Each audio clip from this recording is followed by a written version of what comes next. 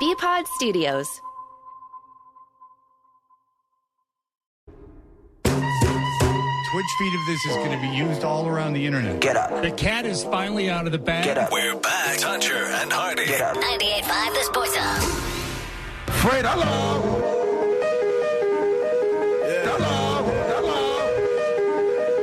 Hello. Human feces, urine, and debris. Ta-da. Hello. Yes. Hello. Jackpot. Hello. Hello. I'm John Wallach on 98.5 The Sports Hub. Hello. How do you like that? Hello. Welcome to the show. How humiliating.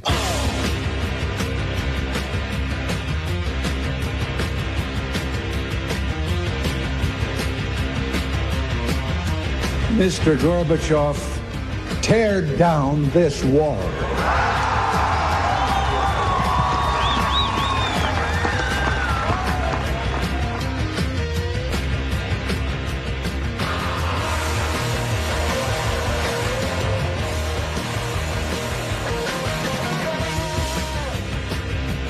Hey, good morning, everybody. Good morning. We are Toucher and Hardy. Our show is brought to you by FanDuel Sportsbook. Make every moment more with FanDuel. We're in the Town Fair Tire Studios. You can watch us on Twitch at twitch.tv or the Twitch app. And you can give us a call at 617-779-0985. We'll get to it later, but Hardy is chomping at the bit. He's got Super Bowl fever. Oh, my God. I can't wait. 2 days away. 2 more days. How are we going to get through the weekend? What do you do, Wallach? What do you do when you have to, wait all day on Saturday knowing that the Super Bowl is finally going to be on Sunday? It's like, finally, this is the game you wait for all year long. What do you do? How do you do it? Give me some tips. Give me some advice. How do you get through the day? How do you get through the rest of today, much less tomorrow? Play catch in the backyard with the kids. You go out and throw them a football. Right. That's Just what you do. You got to do that. Burn off some energy. Yeah, that's good for about 10 minutes. Tell that when he can't sleep. I mean, he's going nuts over here. He can't take it. Do you hear a weird hissing static? I do, and it's nothing new. It's just all Is crap. that everything just doesn't work so well anymore? No, nobody works. else. Okay. No, I hear hissing. I hear hissing. Yeah, absolutely. Okay. All right. Good. Do you guys know what you're doing for the Super Bowl? Do you know what your plans are? Yes. Oh. Yes. Going to a friend's house. We always go to the same house. There are about 5 or 6 families that get together in this house and see it in Norfolk, Massachusetts. Where's Norfolk? It's just north of Foxborough. Whoa. Mm-hmm. It's down where Zoe lives down there. Yeah. Wow. So you travel. Yes. It's about 25-minute drive. So your kids are susceptible to your drunken driving back? Yes, correct. Okay. And there was a guy in Atlanta who every year had a party.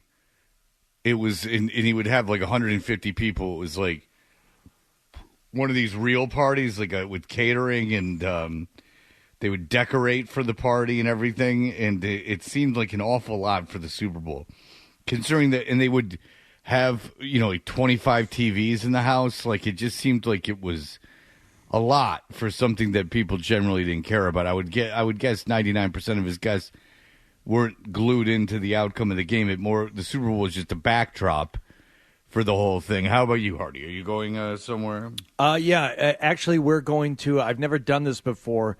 It's I don't want to call it a festival. It's really more of a gathering. It's all charcuterie.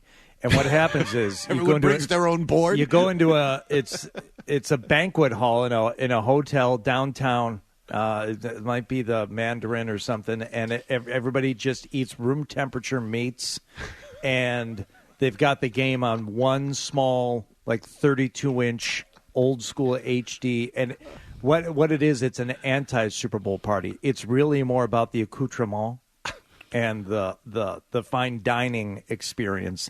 And then kind of ironically, tongue-in-cheek, you got the game on over in the corner. And you try and steal a glance at it every once in a while. It's funny because I just go to a house that purchased one of Warhol's urine paintings where he urinated on copper, and that's the centerpiece. And there's no Super Bowl. We just look at it like that's the Super Bowl. No, you have a copy of the Sunday Times laid on the counter, and you're allowed to read articles about the game, but you can't actually watch it. Yeah. Who was the photographer that was with Patti Smith? Annie Leibovitz? No. He's a male photographer, famous for the bullwhip photos. Oh, Mapplethorpe. Yeah, it's the urine work that when Warhol, he really did. He worked in urine for a while. You can go to the museum in Pittsburgh and see it, and then it's just Mapplethorpe photos surrounding it. Yeah. Yeah, because I don't know what I'm going to do. I've been Rucker. Rucker's like, yeah, dude, you can come out, you can do it. It's Winchester, and then that's a haul. Well, I was thinking about that. If you weren't doing anything, you're more than welcome to come over to our house and watch it. We're not doing anything, but I hate the 6:30 kick because I don't know about you, Fred. I like to have myself either in or very close to bed at about 9:30, and like, you gonna stay for the whole game? You gonna leave at halftime? You gonna miss whoever halftime is? Who is it? Usher. Dua Lipa? Ursher. Da Baby? Who is it? Usher. The baby could come out. I would hope so. Jermaine Dupri, who discovered Ursher, is going to have to come out. Maybe they'll play My Boo. Who's on the So So Def compilation album. Who's the kid that Prince discovered who had one? Tevin Campbell. Tevin Campbell. Round and round. What happened to that kid? Good question. Ask John. He seems to know everything about him. You could bust it. That kid could blow. But what happened to I Tevin just remember Campbell? the one song from Graffiti Bridge, Round and Round. That's all I know. Round and round, we and round. Oh, in the movie Graffiti Bridge. Yes. Okay. Yeah. Yeah, you want to come over and watch the game, Fred? I would like to. I have my daughter and son, and I don't know what my son's doing. And then in getting my daughter to do anything where she doesn't know anyone is very difficult. So I will try. I have a question for you guys. Yeah. If your daughter has missed the last 4 days of school with strep throat, she's returning to school today, and there is a bar mitzvah that goes until 10 o'clock tonight, would you allow her to attend the bar mitzvah? And she doesn't really want to go. No. Then the answer is no. Okay. Because I have the kids this weekend, and oddly enough, my ex-wife is campaigning for my daughter to go to this bar mitzvah, knowing that I don't want to pick her up at 10 o'clock, even though everything points to her not going. And by the way, she's allergic to penicillin. And then she actually had a mild negative reaction to the Z-Pack. So it's not even like she's just having problems. She shouldn't be out till 10 o'clock at night tonight. No, I always look at this from the side of like other parents too. Like if my kid was hanging around with this kid, and I found out afterward, hey, that girl who you're with all night, she was out of school all week with strep throat, and then sent her to the party to hang around and yell and scream with all you guys. I would be pissed that you're going to get my kids sick. Right. Still, the reason it's debatable is the doctor said she could go back to school today, but I figure that if she goes to school today, she hasn't been to school in 3 weeks because of the teacher's strike, more than 3 weeks because of the teacher's strike. Then I would figure that it would be probably a pretty bad idea to like send her out to something that's from 6 to 10 at night, considering she doesn't stay up that late. So all right, we're all on the same page. You mentioned Tevin Campbell. Who is the Tevin Campbell of the Native Tongues Rap Collective? I don't know. This is like when you're watching Jeopardy. I don't even understand the question. I'll take it. You guys don't know who I'll take Native Tongues Collective for 100, Alex? Do you know who the Native Tongues were? No, I don't. All right, they featured De La Soul, A Tribe Called Quest, Queen Latifah, Black Sheep. Okay. Do you know who's the missing one? He was a child rapper, early teen rapper. Skee-Lo. No. Too Short. Chia Lee. Didn't know that. That's I want her to look across at the room like, I don't even know what they're talking about. Yep, How no did that idea. guy know that? Yeah, maybe I should be on Jeopardy. Go Yeah. ahead. Music. Is it Jeff Probst who hosts Musical Jeopardy? I forget. There's a show called Musical Jeopardy. I think there was Well, that's lazy. I think there is. I got an opera question watching Jeopardy last night. Not last night's Jeopardy, mind you, because as you know, we tape all of them. So this is about a week ago. That's right. But this alliterative opera character was a sailor from 1717, something like that. You know, called Bill by his friends. And I said very understated as I like to, who is Billy Budd? And got it right. And Marcy's like, how'd you know that? And I copped to it right away. I'm like, Sopranos. You remember this? You remember the whole thing with Carmela and Meadow, and they're arguing over literary stuff because now Meadow's starting to learn so much more, and Carmela feels, kind of put in her place because she doesn't know as much. I'm like, I don't know who it is. I don't know what it was. It was a total guess, but I ended up getting it. That's how I get all my opera right, is from either Bugs Bunny or references in other popular media. Yeah, if you ask me anything about the civil rights movement, I know it from watching Family Matters. The struggles Urkel went through. He's obviously referencing the freedom fighters that came before him. All right, Hardy, what's coming up in the what happened last night? Well, speaking of rappers, Fred, it was none other than Mr. 50 Cents, who once said, "Go, Shorty, it's your birthday." Now, I don't know whose birthday it was on the Bruins last night, but oh boy, were they all about the going shorty-handed goals. Wow. Hey, can I go home? I know you're not the boss, but would you be okay if I left? If it was a podcast, we could just edit it out. It'd be over. It won't be on the podcast for the show. All right, we'll be back soon. BackstageCountry.com, your online home for all things country music. Award-winning movies often have incredible soundtracks, and many of those have gone on to become country gold. We've picked our top 5 country songs that have been nominated for an Oscar. Text Oscar to 45911 to see if your favorite made the list on BackstageCountry.com. Text Oscar to 45911 and we'll send the link straight to your phone. Dutcher and Hardy, the reviews are in. I got to say, I don't want to talk about you. Give me about 5 minutes of my time. What he said. Now more of on the Sports Hub. Did you catch a game last night?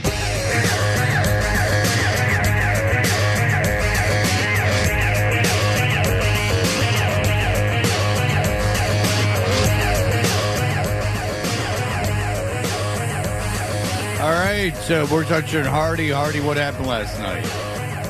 The Vancouver Canucks were in town. Oh, the best team in hockey. You got the best record. They're so good.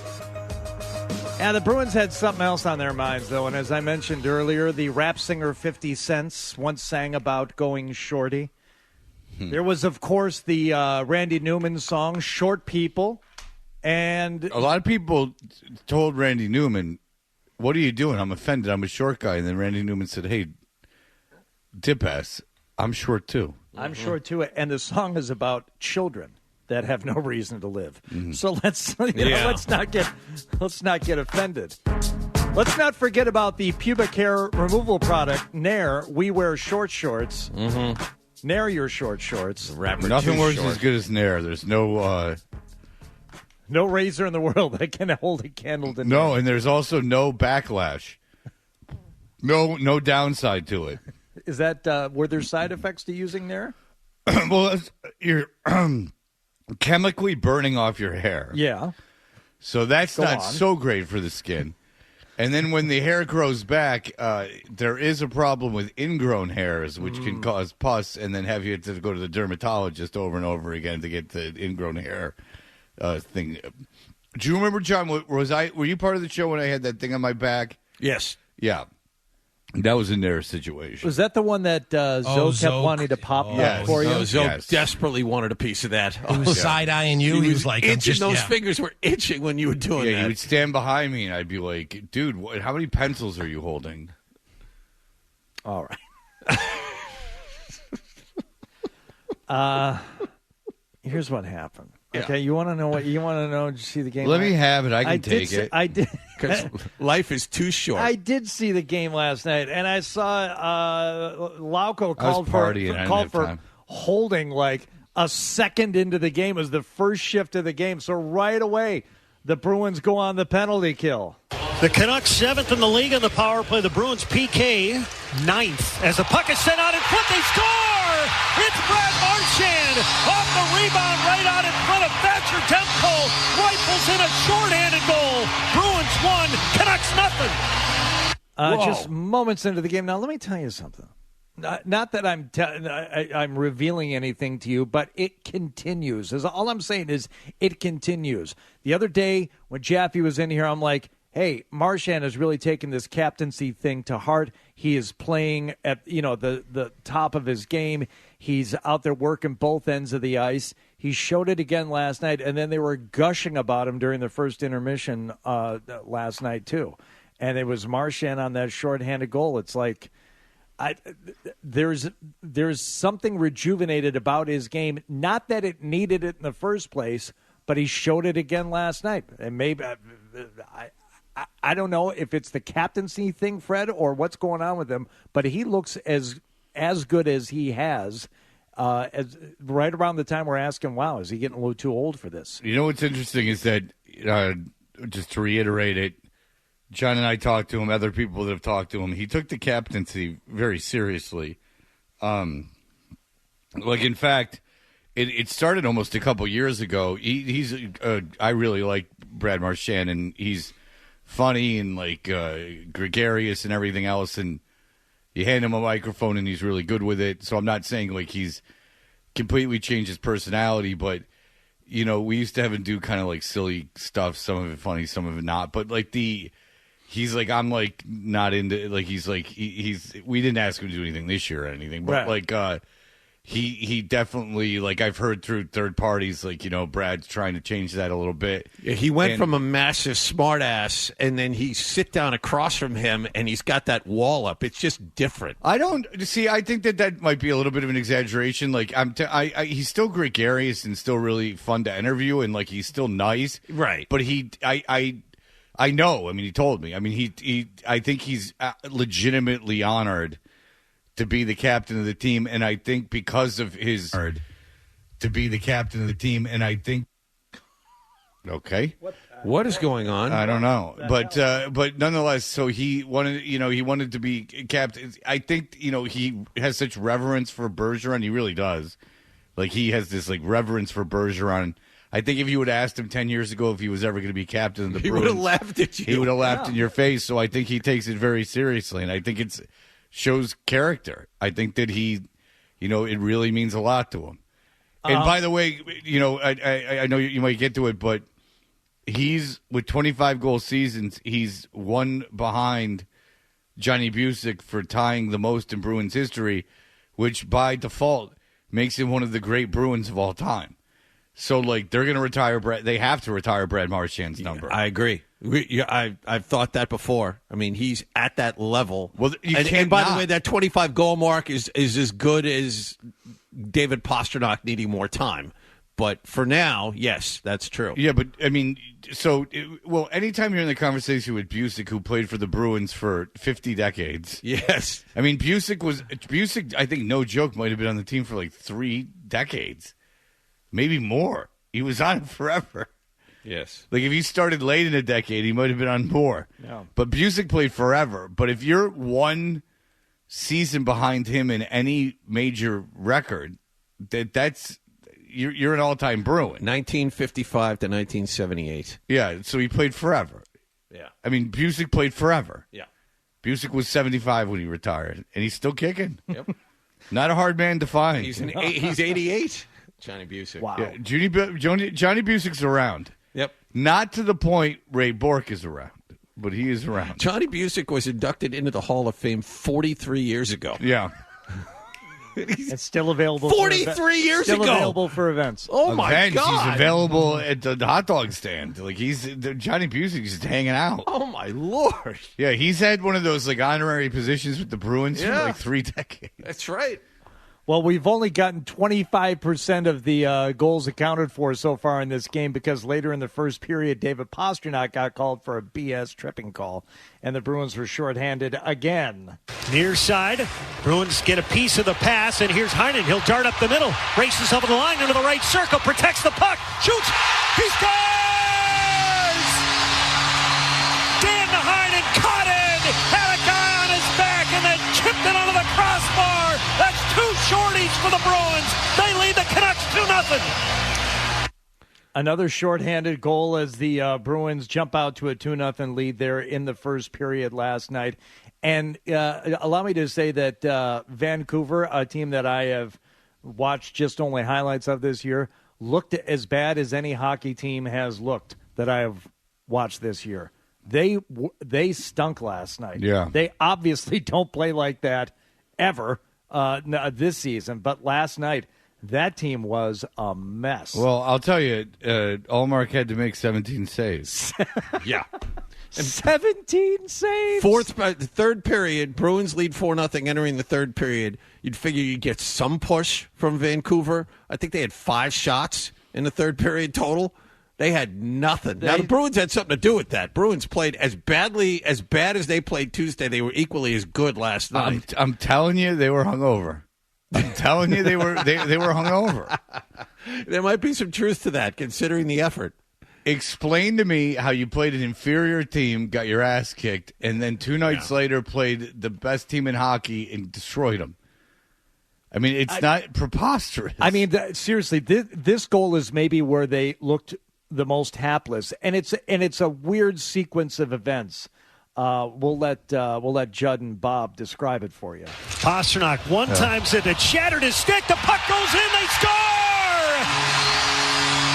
David Pastrnak off that one-timer. The stick snapped in half. It hit a bunch of bodies out in front, and it deflects just inside the far post. And the Bruins with an early 3-0 lead in the second period. Yes, it went off at least one of the Canucks players, and I think he mishandled the puck and just shoved it right past his goalie on the glove side. And it's just one of those things that you see bad hockey teams do, and Vancouver's not a bad hockey team, but that was just gross. And the Bruins took full advantage of it, especially in that moment. Okay, you're up 3-0. It's second period. Now what? Do you settle back? Do you just stick on your own blue line? Finish him. No. Now Van Riemsdyk motors over the line. Saucer into the slot. Zacha shoots. He scores! Pavel Zacha with a snapper into the slot. He drives it blocker side by Demko. 4-0 Bruins. 15 seconds between goals 3 and 4 last night. Bruins go on to win it 4-0, and as Fred pointed out, 17 shots taken by the Vancouver Canucks last night on net. 17 saves that you need to make. All right, well, there you go. So the Bruins set expectations very high. They beat the best team in hockey. They absolutely dominate them. Please don't lose in the first round. All right, Hardy, what's coming up after the headlines? Johnny Wallgame is going to explain to us why the Celtics made the moves that they did yesterday. I'll tell you what they were, and then Wally can explain. He has a detailed analysis of the financials involved. He understands it better than anybody. You like that? By that I mean I barely am hanging on to knowledge. Come on, Johnny. Yeah. Tax aprons. Johnny get ready. Roundball. Let's go. We got tax apron talk. Get ready to explain Stay it to tuned. us. And a record score shot on a PGA Tour sanctioned event yesterday. Oh, you know Hardy's on the show. Well, he's we're talking about shoehorning in golf. We're talking why? Because it's a Corn Ferry event that took place in South America. I don't call that shoehorning. No, absolutely not. I mean, what ferry? Corn Ferry Tour. Is that corn with a K or a C? It was in Bogota. It's not like it was in, Is that a Kazakhstan. K or a C in corn? Shut up. It was a Corn Ferry Tour, probably in San Francisco. Hey. Rock and Roll Mike, hello. Viva Las Vegas! Oh, you're in Vegas? How you doing? Rock and Roll Mike, are you in Las Vegas? Oh, yeah. It's been a lot of cocaine, a lot of prostitution going on. Yeah. How much is an 8-ball of how much is an 8-ball of cocaine now, Rock and Roll Mike? That's $250. Okay. And how long will an 8-ball of I could try to get it dirt cheaper. Like I could try to finagle for like $200. You know what I'm saying? Is it cut or is it pretty pure what you get? Oh, it's beautiful. Whoa, my balls, they're beyond hot. Whoa, You're still working on hot balls. Flying. You gotta have felt wearing an asshole. Whoever the fuck is over there, pick me. Oh, Dan hung up on him. Oh no! Sorry, I know it. I did that by accident. I should. That's all right. It was a dump and then a dump. So. Oh, you double dumped him? No, but I dumped the caller. Oh, okay. Yeah, all right. Well, you got to let Rock and Roll Mike have one swear. I did, and then I could have let him have one more, and I just accidentally... That's all right. I mean, listen, there's worse things you could do than hang up on Rock and Roll Mike. Where do you think Rock and Roll Mike really was? Behind what dumpster? I think Rock and Roll Mike was probably in Saugus. Yes. Yeah, I'm going to guess he wasn't in Memphis the last time he called. I'm certainly going to guess he wasn't in Las Vegas. It's like that De Niro scene in Midnight Run. Oh, I'm in Boise, Idaho. No, wait. I'm in Fargo, North Dakota. Yeah, no. He would have trouble getting places. Right. I mean, and I don't think he's someone who rides the rails. Like, I don't think he could, like, run and, like, catch up with the train and, like, jump in. Right. I think the train, even going slowly, would be difficult for Rock and Roll Mike to hop on. I think if it was stopped, it would be difficult for Rock and Roll Mike to get on. Like, he'd have to, like, hoist his body into the cab. Yep. All right. Well, it's good to know Rock and Roll Mike's all right. Hot balls! Hot balls! Hot balls! Hot balls! Hot balls! Oh, yeah! All right. Well, hopefully he calls back in another 3 weeks and he's, like, in Rome or something. All right. We'll return. Here are the headlines. BackstageCountry.com, your online home for all things country music. Wondering who made our list of the top 5 all-time queens of country music? Did Carrie Underwood make the cut? Find out now when you text Queens to 45911 and scroll through the list on BackstageCountry.com. Text Queens to 45911 to see the talented artists who rounded out our top 5 list. Now, more Tuncher and Hardy on the Sports Hub.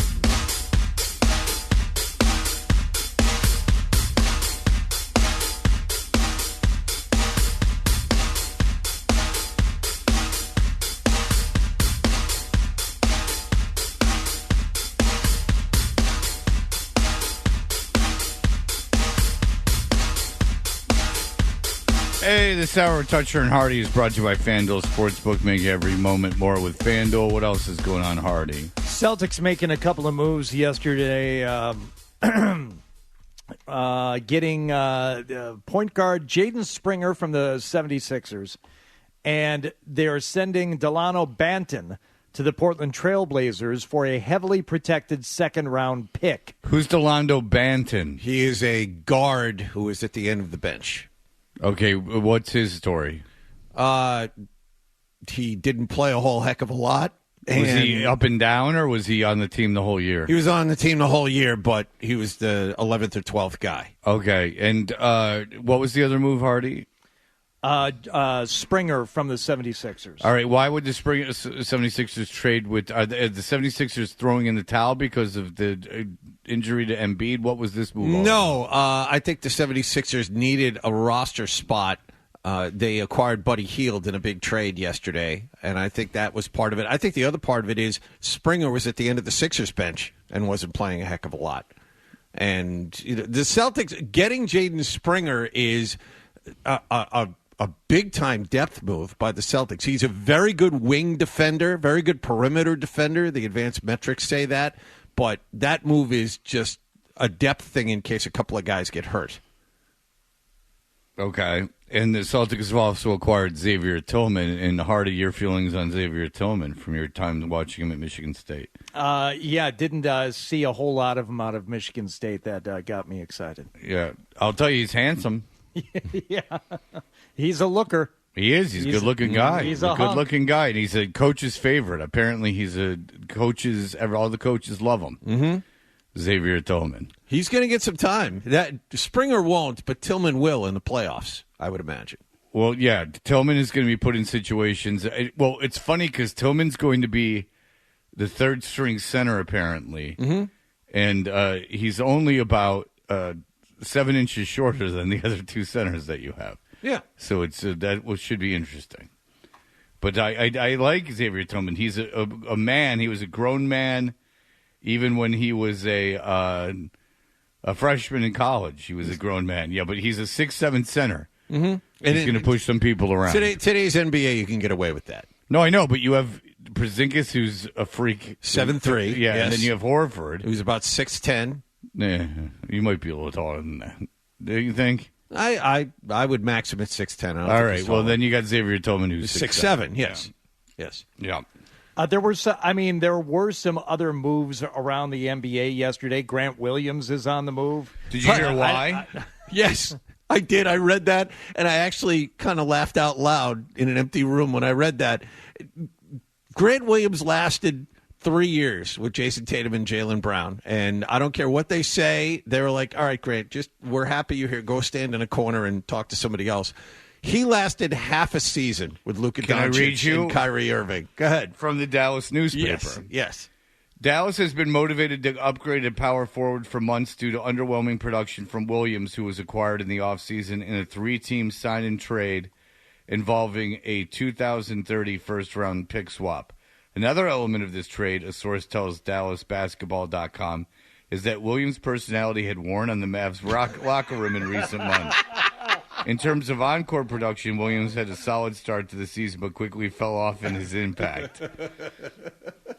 So his dorky, spazzy ways, and I'm telling you, I mean, I'm not going to call into question the people that travel with the team or the people that know them much more than I, but I'm telling you, Tatum didn't seem to be kidding around when he smacked that ball away from Williams and started yelling at him. It didn't seem like a little brother thing. It seemed like he legitimately didn't like him. The best was the people who were like, no, see, they like each other. When Dallas came to town and Tatum gave him a big hug at midcourt before they went their separate ways, that was a hug of, good to see you, now I'll see you later. Just go somewhere else. Well, yeah, like if someone comes up to you to hug you and like they didn't like, bang your wife or something, like you're gonna definitely like hug him. See, he really likes him. No, he was happy to see him going into another locker room and going somewhere else. Yeah, and I obviously don't know any more than anyone. I know more than I certainly know less than people that again travel with the team, talk to the players on a regular basis, all of that stuff. But I really get, and you talk to those guys, I really get the feeling they did not like Grant Williams. And maybe even if they did like him a little bit more, he might still be on this team. They liked him because of what he was able to bring on the court. They tolerated the other stuff. And in Dallas, they didn't tolerate the other stuff, and he wasn't playing well. So let's get him off the roster. I mean, can you imagine him with Doncic and Kyrie? Him just babbling and spazzing out and acting like that. There's a video that I saw last night of some social event where Grant Williams is sitting. I forget where they were. They're in the crowd, and Kyrie's, dressed in street clothes, and they're sitting somewhere. And Grant Williams is trying to talk to Kyrie. He's leaning over his right shoulder and leaning back and trying to talk to Kyrie. And Kyrie's got this big smile on his face. Oh, okay, yeah, good, yeah, that's fine, good, okay, that's good. Anything he could do to cut the conversation off immediately, and Grant just wasn't stopping. Yeah, and this is not about him being a dork, even though I'm sure that didn't help. But I mean, remember when he was mic'd up. And he was so jazzed up, and he kept going up to players, and they were like, go away. Yeah. That was during the playoffs. Yes. Yeah. He was like, blah, blah, blah, blah. And they were like, all right, go away. He volunteered to put the microphone on. He asked to put them like I'll do it. He legitimately asked to do it. Yep, that's right. Kyrie's insufferable, but I get the impression that Kyrie is not like constantly going up to you and talking about burning sage and talking about asking you what government means to you. Well, Kyrie's loved in the league. I mean, they vote him as the president of all this vice stuff. president. He was a vice president of the players union for a while. And I guess these guys in the NBA all look up to him and think he's the greatest. So regardless of Kyrie being highly annoying and I think not the most intelligent human being on the planet, he's certainly well liked in the NBA. The same could not be said for Grant Williams. Lamar Jackson is your MVP, falling one vote shy of the unanimous vote. Who got the other first place vote? Who was the other player who got one first place vote? Okay, so if I had to guess who got one first place vote, and I'll give you a hint that they came in fifth in total voting. So it wasn't Christian McCaffrey because McCaffrey should have been. It should have been closer, but it wasn't him. And then it wasn't Mahomes because you got to figure Mahomes came in better than fifth. Nope. Myles Garrett. Myles Garrett did get one vote, way down there. No, it was Josh Allen got the one non-Lamar Jackson first place vote. Well, wouldn't Patrick Mahomes be the person that you would vote as another quarterback? Yeah. Wouldn't Christian McCaffrey, the guy who scored how many touchdowns this season for the best team in the NFC? McCaffrey came in third in total points. It was Lamar Jackson, then Dak Prescott, followed by Christian McCaffrey, Brock Purdy, Josh Allen came in fifth and got the singular first place vote, robbing Lamar Jackson of the unanimous choice. Dak had a good regular season. He really did. He was very good. I'm aware. I saw him play the Patriots and the Jets, two games he did not struggle in. Finally, I don't want this to go by the wayside. There was a monumental event in golf, Cristobal del Solar, which household name. Okay. We'll just call him Del from here on out. And then you know what he says after he wins a match? I got a Del, dude. Shot a 57 for the first time in a PGA Tour sanctioned event. Now, this was not a PGA Tour event. It's a little bit on the fringe. It is the Astara Golf Championship on the Corn Ferry Tour that took place at the Pacos course at Country Club de Bogota. Is it corn like the music group? In Colombia, yes. It's corn like the vast amounts of cocaine available just out the doors of the country club. Say that reminds me. A friend of mine, actually two people that I know, I have found out recently. One that I only met once. The other guy has actually done this. Apparently you can vacation to places like Bogota, and cocaine there is legal in very small amounts, not to be purchased, but gifted. So what people do is they will go on vacation. They will go to the bars in and around a place like Bogota.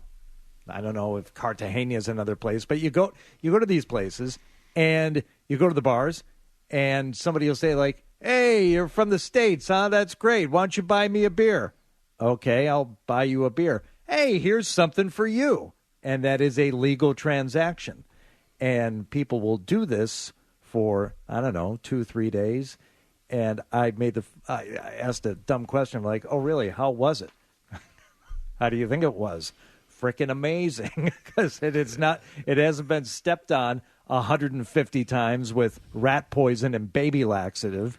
And it's like there's from no the fields, fentanyl in it. Yeah, and here it is, and apparently it's a wonderful time. Yeah, you could. I mean, in restful.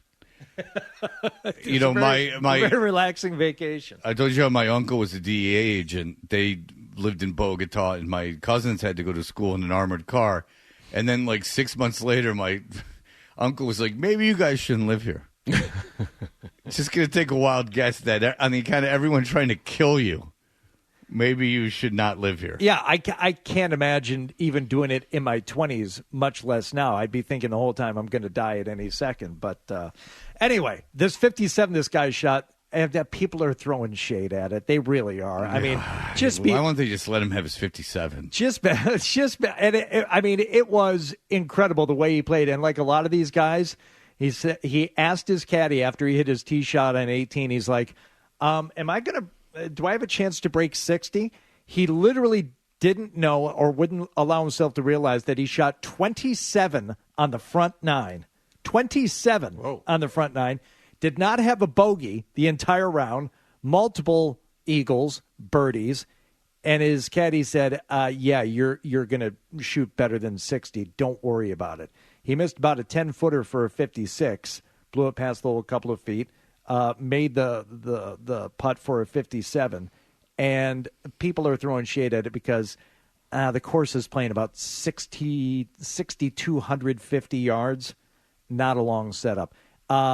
Almost 9,000 feet above sea level. So the ball is traveling like baseballs there in Colorado. But no one else shot a 57. No, right? no. It's but someone's gonna make issue with it. 57 is 57. What web page is this on that you're reading this? It's on every page. But I'm reading this at Golf Week and Golf Digest. Oh, okay. Why? I just who's covering it. It had gone over. I mean, I like to keep in touch with what's going on in sports. I had not heard about this. It wasn't on the front page of, the New York Times, which is really all I read. I don't. The paper of record. You know what? Oddly, I do not see it on the front page of ESPN either. No, it's not. They've got Caitlin Clark in there, who is closing in on the points record for D1 women's basketball. Even though, do you know how? I don't know how many she scored last night. She's 39 points shy of the scoring record there in Iowa. She turned the ball over 12 times last night. 12. Wow, not good. You got to work to do that. Wait.